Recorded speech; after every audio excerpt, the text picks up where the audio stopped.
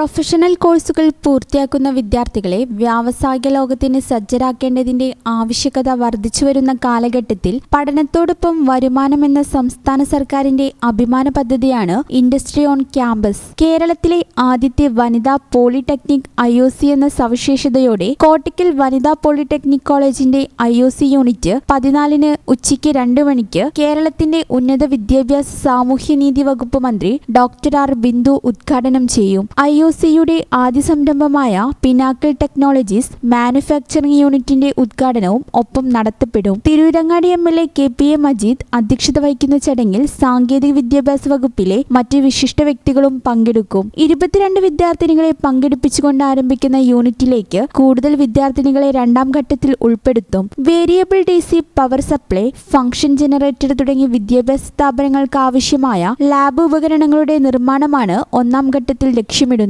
നിർമ്മാണം പൂർണ്ണമായും കോളേജിന്റെ യൂണിറ്റ് കേന്ദ്രീകരിച്ചായിരിക്കും. കേരളത്തിലെ ആദ്യ വനിതാ പോളിടെക്നിക് IOC സ്ത്രീ ശാക്തീകരണം, പൂർണ്ണമായും വനിതകളാൽ പ്രവർത്തിക്കുന്ന യൂണിറ്റ്, പഠിക്കുന്ന കോഴ്സുകൾക്ക് അനുയോജ്യമായ ഉൽപ്പന്നങ്ങൾ, ദേശീയ മാർക്കറ്റ്, നിർമ്മാണത്തിലുപരി ഉൽപ്പന്നങ്ങളെക്കുറിച്ചുള്ള സമ്പൂർണ്ണ പരിജ്ഞാനം, പഠനത്തിനൊപ്പം വരുമാനം എന്നിവയാണ് പദ്ധതിയുടെ സവിശേഷതകൾ. ഈ ചാനൽ ന്യൂസ് കോട്ടയ്ക്കൽ. ഞങ്ങളെപ്പറ്റി നിങ്ങൾക്കല്ലേ കൂടുതൽ അറിയുന്നത്? പരിശുദ്ധിയുടെ സുവർണ പാരമ്പര്യം. Hayath golden diamonds, Valanchery.